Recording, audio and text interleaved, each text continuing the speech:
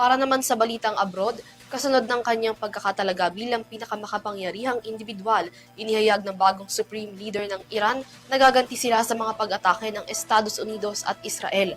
Sa datos, lampas 1,000 na ang nasawi matapos ang pag-atake sa Iran habang nasa 10,000 civilian sites ang naiulat na tinamaan ng pinagsamang airstrikes. Narito si Son Santiago para sa kabuuan ng balita.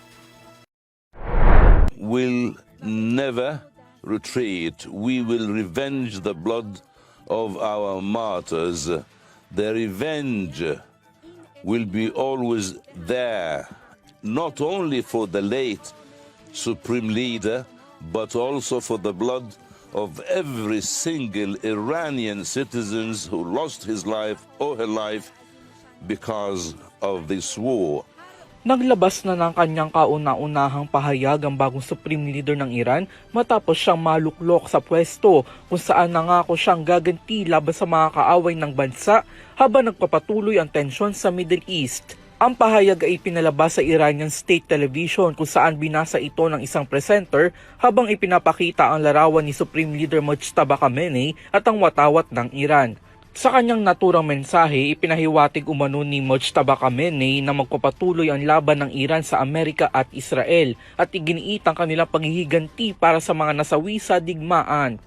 Ayon sa pinakahuling datos ng Al Jazeera, mahigit 1,300 katao na ang nasawi sa Iran habang humigit kumulang 10,000 civilian sites ang naiulat na tinamaan ng pinagsamang airstrikes ng Amerika at Israel. Matatandaan naman na ang sorpresang joint airstrike noong February 28 ay ikinasawi ng kanyang ama at dating Supreme Leader na si Ali Khamenei. Ikinamatay din umano ito ng kanyang asawa at ina.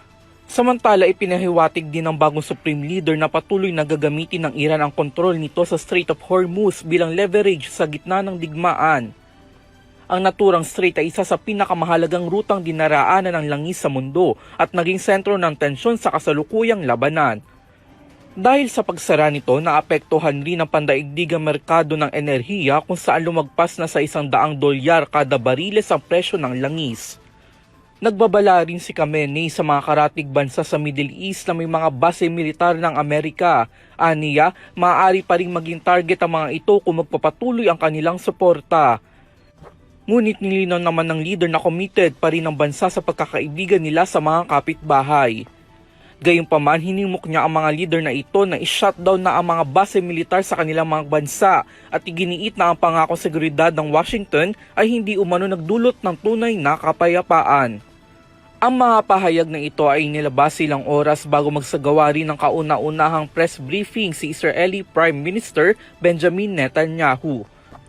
Nagbigay lang naman ang Israeli Prime Minister ng banta na tatargetin din ng bagong Supreme Leader habang magpapatuloy ang kanilang madugong kampanya.